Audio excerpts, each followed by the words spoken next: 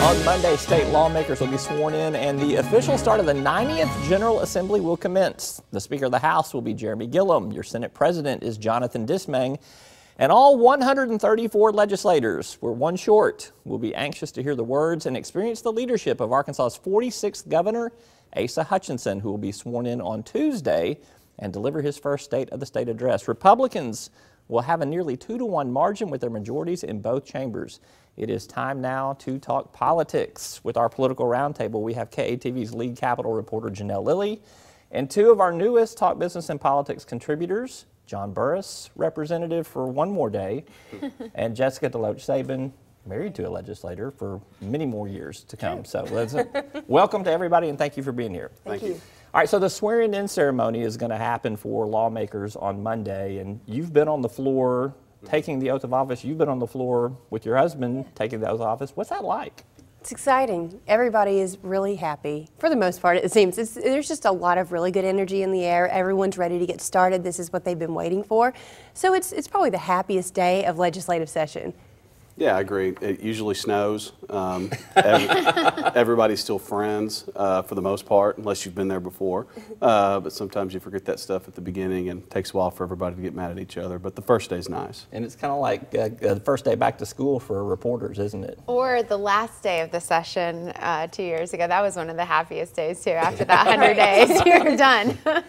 All right, a lot of big issues on the legislative agenda this 90th General Assembly here. We got tax cuts, we got prisons, we've got health care, the private option, lottery, education. I'm leaving a few other things off there, but let's go first to tax cuts and talk about what's going to happen there. Asa Hutchinson says he wants to cut taxes by $100 million, a middle-income tax cut that he campaigned on. This week, Hutchinson said he wanted a quick start to the session, and he wanted an early vote on the tax cut. Legislative leaders, Speaker Gillum and Senate President Dismang, agreed.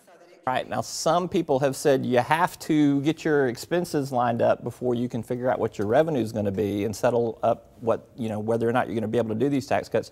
Some people say set the tax cuts, let the budget set itself to what you say you're going to have in revenue projection. What's the right way to do it? Well, it seems like the second way is the way they're going to do it. I heard Jim Hendren speak the other day and say that that's the plan, to cut the taxes off the top, and then what remains is what they're going to budget from, and kind of flipping that whole system on end. And I know he said that he had a lot of worries, a lot of people coming to him and asking, why they're doing it this way, a little on edge that they are doing it this way and that they're changing it. But he seems to believe it's a wise decision. It's certainly what Governor Hutchinson wants. It's not how they've done it in the past. No, it's not. And also, just to build off of what Janelle said, I do believe that that's also the way that they'll approach it. But the scariest thing about it is, what if you're not left with enough money to do the work that you need to do? No state budget is perfect starting out. And so if you don't have what you need, once you see all your numbers in front of you and your list of needs, not your wants, just your needs. And if you can't meet those needs, what do you do? Are they smart cuts?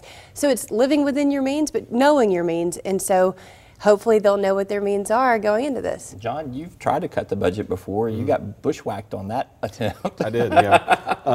And we've cut more taxes than was originally proposed also. I think the important thing is to remember the context here. It's a large tax cut. It's about 2% of the state budget, though.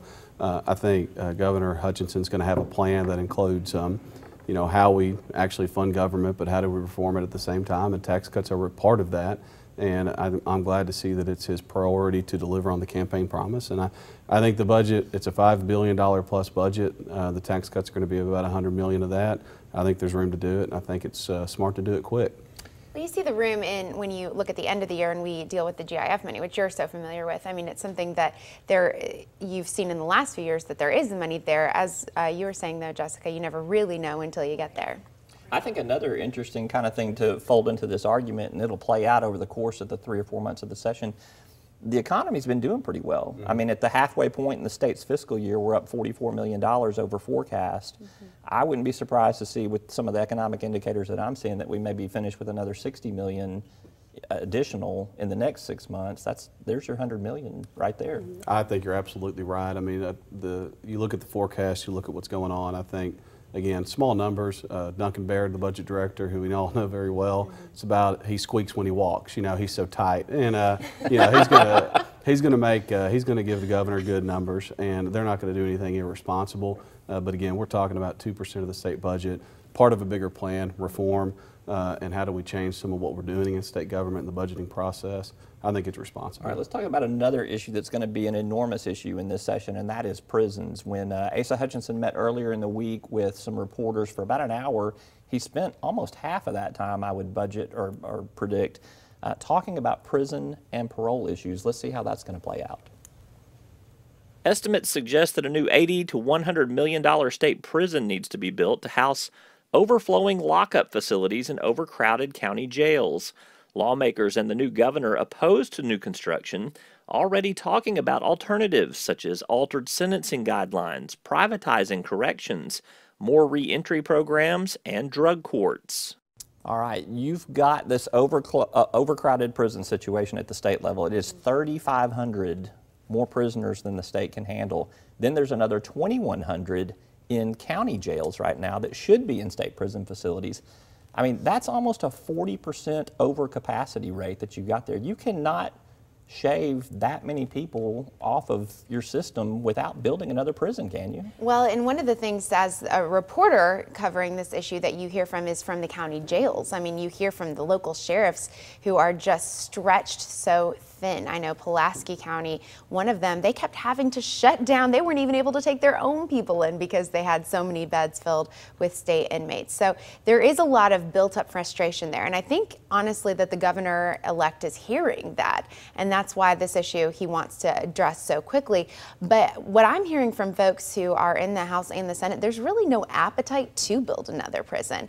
I think it's kind of a last-ditch effort. If nothing else works, that none of the other opportunities that you mentioned within that little piece works, then maybe they'll think about it, but it doesn't seem to be at the forefront. But you're talking about 5,600 prisoners. That's a lot of prisoners. True. I mean, you don't want any part of your system in the state to be overburdened. But one thing that we do know that's on the table is that there are options to help reduce these numbers or to kind of finagle things in a way where, you know, people are placed where they should be. Maybe some people shouldn't be where they are. And one thing that we know is that if you build a prison, an empty prison is a prison that is just yet to be filled. And you can't always just continue building prisons just to meet those needs. So there needs to be a smart way to approach it, but also understanding the reality that there are people who do need to be locked up right now, and there's just a better way that we could handle it. And so how we approach this will definitely speak to the way Governor-elect Hutchinson is like, okay, here's how I'm going to handle this. I don't want to have a legacy of just being, you know, building prisons to answer these problems. We can do better. Still 5,600 prisoners. I mean, you just can't ignore the immediate reality. But a large percentage of them are drug related. I mean, if you look at the numbers, though. Well, but Hutchinson said in his press conference this week, he said that 90% of those prisoners are repeat offenders. Yeah, I mean, convictions can be complicated things. I mean, lots of crimes are tied to drug-related offenses, even if more serious crimes. Sometimes the conviction can be drug-related, even if there was a more serious crime involved. Absolutely. You know, Governor Beebe tried to address it through Act 570. I don't know that that's been a success. I know a lot of people who feel like, you know, that looking back, that may not have been the best solution, and a better one's required, and that's not necessarily building a new prison. It's a tough area. It's emotional. It's most importantly, it's a serious one because of public safety. And we see an article almost every day now of something But what do happening. you do? What do you do? That's I mean, a good alternative sentencing is not going to fix this problem. Building some people in some temporary housing is not going to fix this problem. If you've got 40% of your prison population is overcrowded prison population. It's like any other problem. There's short-term, long-term. I mean, I've heard some pretty smart people say that in a lot of ways 570 could have had an adverse effect because when you relax the rules and people know that parole doesn't matter as much as it used to anymore, they're going to commit more crimes. So in a way, that might have had the opposite effect of what was intended. Looking and changing some of that might be a good first step, as well as looking at different long-term solutions. No doubt it's going to be dominant. All right, we're going to take a commercial break here. We're going to come back and talk a little bit more. We still have the big one to talk about, which is the private option. So when we come back, Janelle, Lilley, John Burris, Jessica DeLoach, Sabin join me at the Political Roundtable. I'm Roby Brock. We're back right after this. As Arkansas's population grows, so do our energy demands. But with the right mix of resources, reliable, affordable power will always be a reality. These resources are all around us in our rivers, blowing through our trees, even right below our feet. The answer isn't focusing on one resource, it's embracing them all. The electric cooperatives of Arkansas know that a balanced approach to power builds our communities and powers our dreams. Visit themixmatters.com and see why there's power in knowledge. I'm Roby Brock. This is Talk Business and Politics. We're previewing the upcoming legislative session. It begins on Monday, January 12th. Governor Hutchinson will be sworn in on Tuesday, January 13th. There'll be a lot of pomp and circumstance, an inaugural ball. I'm joined by Janelle, Lilley, John Burris, Jessica DeLoach, Sabin at our political roundtable here. The legislature goofs off after the Tuesday for the rest of the week, don't they? I mean, I can't speak from experience. Some of them do have things to do, and I'm sure that they're plugging away at their legislation. They're filing a lot of bills already. You're seeing a lot of at least shell bills being filed at this point. So there's some pre-work going on right now. John, be honest with us. What really happens after the governor gives that speech and y'all disperse for the rest of the day? Well, I mean, some goof off all the time, but, some don't. So I think it's probably the same we'll be doing what they normally do. It'll be fun. I mean, I know you're having fun, and it's fair because people are going to celebrate, and they should. It's a big moment. Yep. All right, let's turn our attention to the 800-pound gorilla, the elephant in the room, the sacrificial lamb to some, the sacred cow to others. I don't have any more animal metaphors here. But let's talk about the private option. It will be different this time around. The private option will need a 3/4 vote from both chambers of the legislature to fund its continuation or its reconfiguration. Other states have emulated Arkansas's novel approach and have tailored it with additional conservative elements, such as tying insurance availability to searching for work. Governor Hutchinson said he will deliver a major speech on the subject of health care reform by the end of January. So what will he say in that speech? Who wants to go first? I don't know what he'll say in the speech. I'm not a betting kind of person, but what I'm hearing around the Capitol is that tying it to work is going to be the major issue going forward. And I've heard that from different people from different sides of the aisle. I've just heard it even from the Department of Human Services, what they're hearing from their folks in conversations with legislators and legislators-elect. So if I am taking a bet, I'm sure that is going to be addressed in there. I mean, my perspective's biased, and I think that's understood. Why is it biased now? Sponsoring the bill. Okay, yes, all right. 2 years ago. The architect. But the good news is, I mean, hopefully, my context would be this. Moving into the 13th session, we heard a lot of talk about traditional Medicaid expansion. What's the legislature going to do? And then, as a result, something unexpected happened through the private option.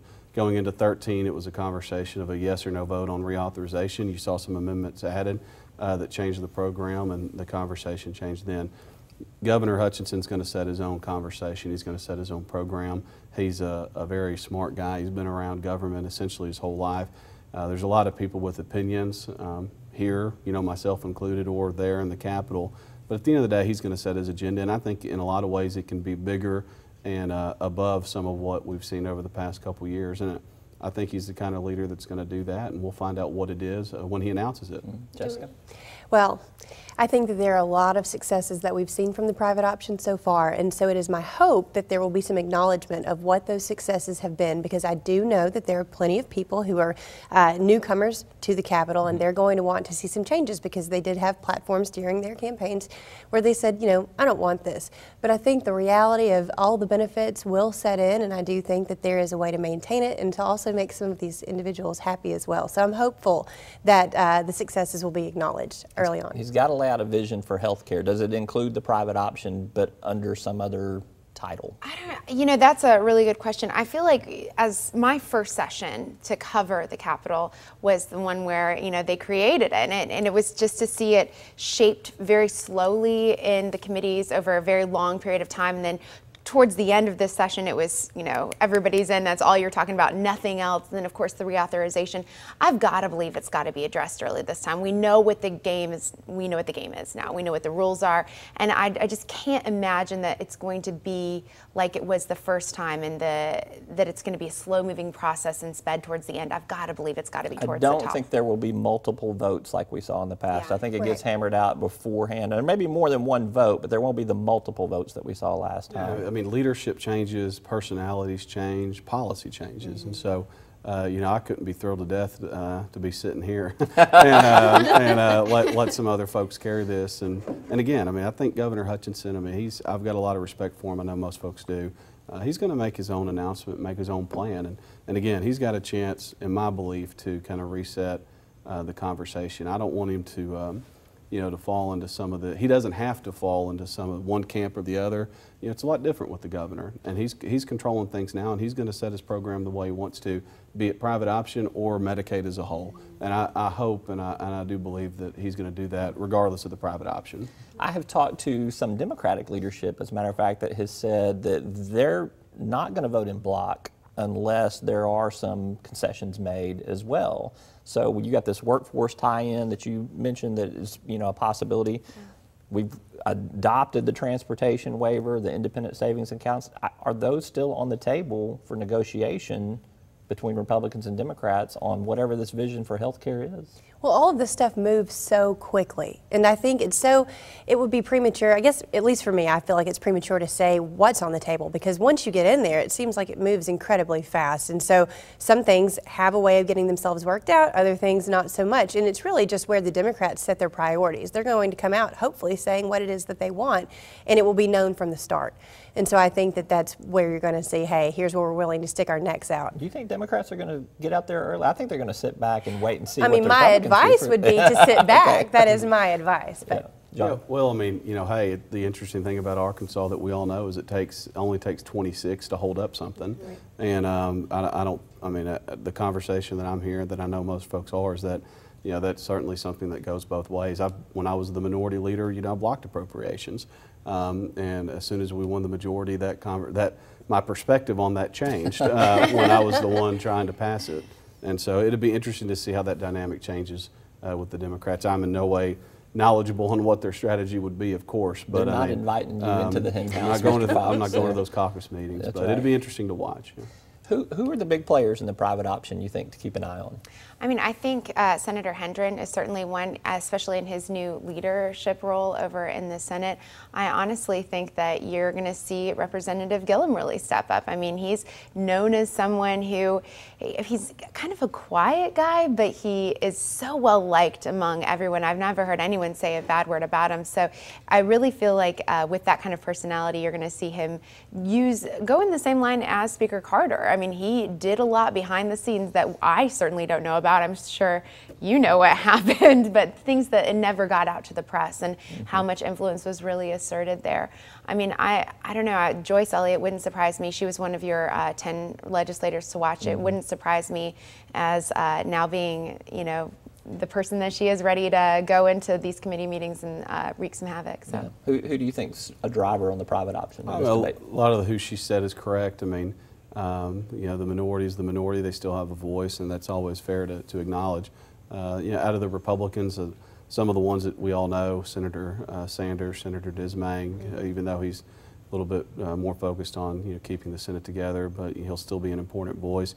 In the House, you've got returning members, some staggered terms, but people that do know about the program, they believe in it. They've got different perspectives, and that's good. So, I think we're going to be surprised by the people that have opinions on it and do a good job of shaping healthcare in the future. All right, 30 seconds, Jessica. Who's to watch? Well, I would say there are plenty of people worth watching, but I think that there's a really great breakdown in terms of the Republican leadership that's there to kind of maintain a really positive attitude about this and making sure that the spirit of compromise stays within the body, because it's better to take care of this stuff efficiently instead of letting it get mired down in partisan back and forth and other people's special interests. Nobody mentioned Brian King. Keep an eye on Brian King, your buddy Brian King. He's going to be a vocal voice in this legislative session on the private option. All right, we're out of time. We're going to take our conversation online, however, for after the show. You can catch a replay of our on-air and online roundtable at talkbusiness.net. We're going to talk about the lottery for sure, and I'm going to let each of our guests pick one topic to discuss. Janelle, what's your topic going to be? Ethics. John? The Governor Hutchinson's comments on Lakeview. All right, Jessica? Surprise issues. Surprise issues, all right. Jessica, John, Janelle, thank you very much for being here. We appreciate you very much. Thank you. We're back to wrap up right after this word from our sponsors.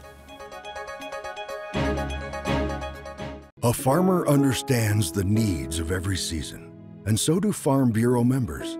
When Arkansas families needed electricity, our members brought it. Reliable roads, our members built them. Agricultural education, our members provided. Today's members may not live on a farm, but their connections are as close as ever.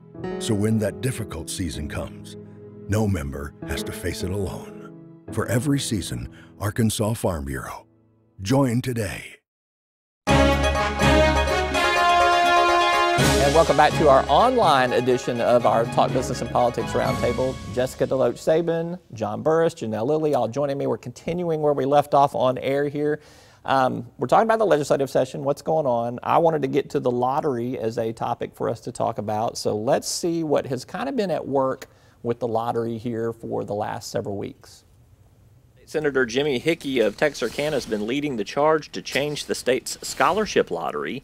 He and other lawmakers have been frustrated by declining lottery revenues, among other things. The independent nature of the Arkansas Scholarship Lottery and its governance board has also compounded the situation, despite legislative oversight. Hickey wants to move the lottery management into the Department of Higher Education. Governor Hutchinson says the Department of Finance and Administration may be a better fit. All right, I'm coming to you first, John Burris. Why move it at all? I think Senator Hickey's made a lot of good points on that. I mean, they speak for themselves. Generally, what I hear is what we all read in the paper. I mean, declining revenues. How's it going to be fixed going to another agency? Well, I think there's just the overall sentiment that we all see from most legislators is kind of a frustration with the fact that it's been such a headline maker for so long. Some of that's not the fault of the current folks there, but it's just the reality of it. And legislators, and I can speak to this, are the ones that get the phone calls when the scholarships gets cut, when the amounts get changed, if the the qualifying mechanisms get increased. So they've been getting those phone calls since the lottery's been here, and they're just ready for a change. At least a lot of them are. Why move it? Just building off of what John said, it's control or accountability. It's like, look, we've had these problems, these unsavory headlines long enough. Let someone else run the show, and let's see if we can do better. All right, why move it? I believe that it will be moved, to be quite honest, and I did have a conversation with Governor-elect Hutchinson's spokesperson. He really does believe that DFNA is going to be a better place for it than higher education. I don't know if we'll actually see Senator Hickey's bill changed or if it'll be another legislator to introduce it in that portion of the change.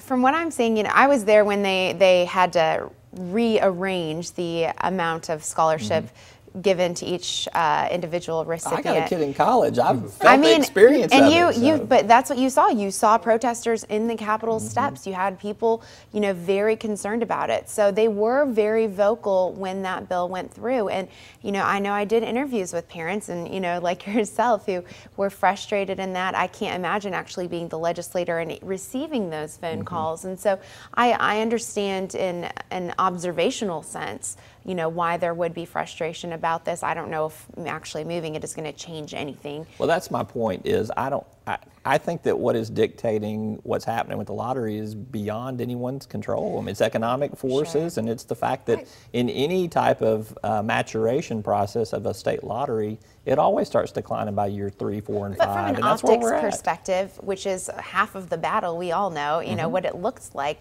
it feels better to have a better start, a different start. It's a new organization. It's under new management, if you will, just like a restaurant.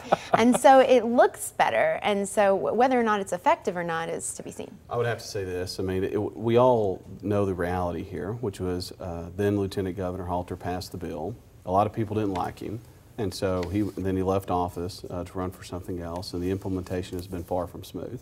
And I would venture to say that some, not all, but certainly some, had no interest in seeing it succeed. And that is very unfair, and it's certainly not the fault of the people running it, but it's the reality of what we have. And so in terms of, to your question of, why move it, I mean, to me, if you believe the argument would be that you finally have someone, a governor, in control of it and responsible for the success or failure, which is something that we have not had really since it was started. All right, last word on this subject. I guess here's to hoping that if it does get moved, that it succeeds in its new home, because it sure would be interesting if it didn't. That would be a bigger conversation, I think, down the road. All right, handing the keys of the roundtable car over to you, Janelle. You get to ask the next question. Fire away. Well, I wanted to bring up the topic of ethics reform because it's something that certainly was authorized by the people of Arkansas, but is still causing a lot of consternation around the Capitol steps nowadays.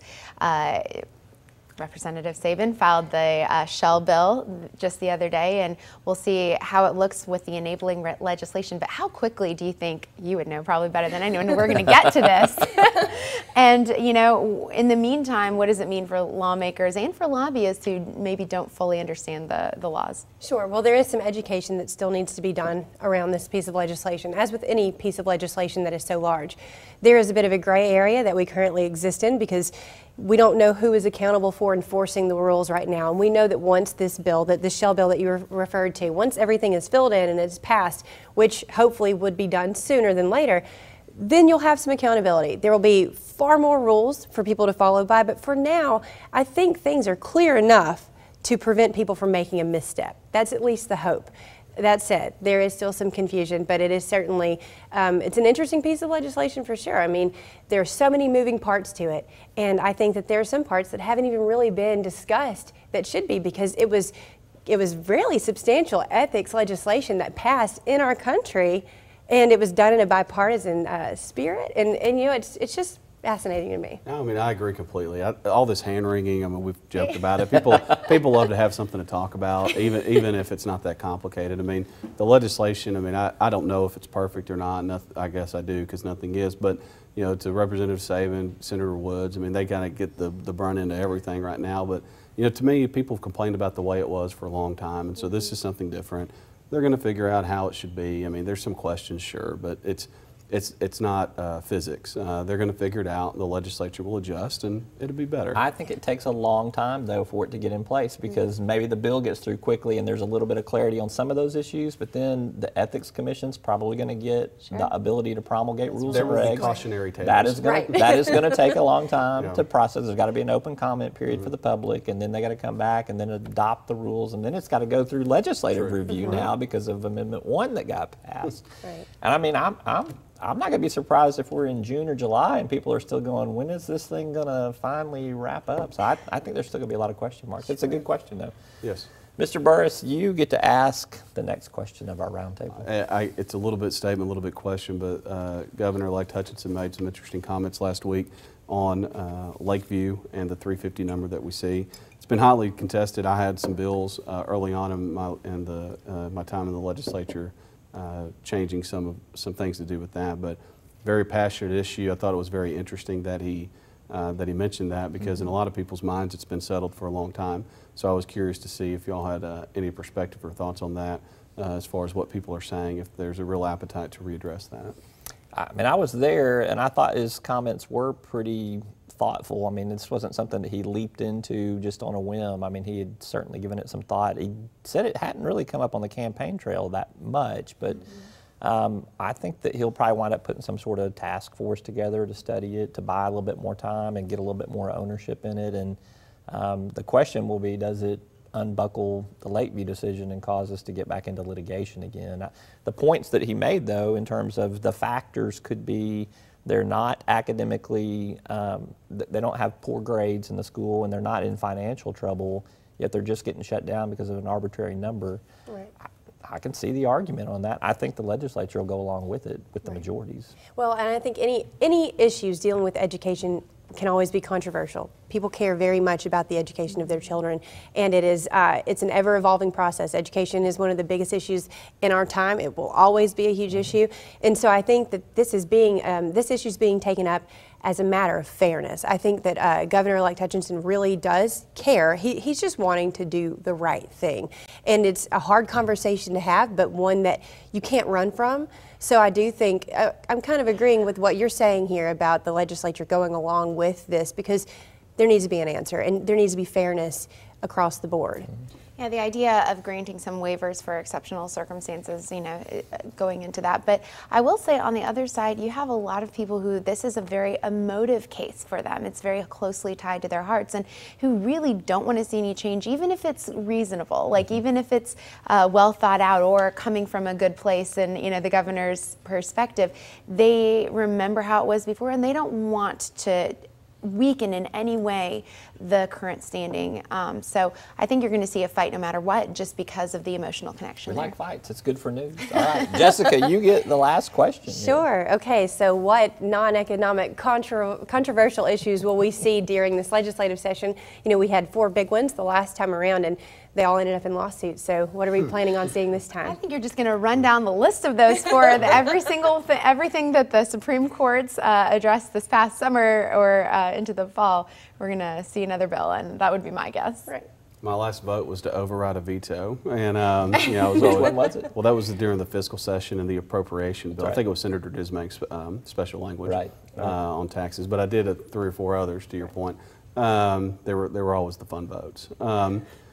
You know, I think you'll probably have to see some cleanup legislation from open carry change that happened last year, because that was not presented in a way where people felt like they were presenting for voting for open carry, much to the intent of the people doing it. And you know, you can kind of have a chuckle about it now.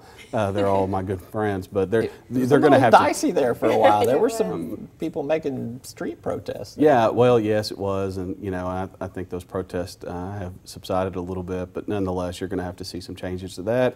And at that point, we'll likely see the debate about open carry. All right, my selection is to watch elections. Asa Hutchinson talked about raising contribution limits for individuals because the corporate campaign contributions went away with the ethics amendment.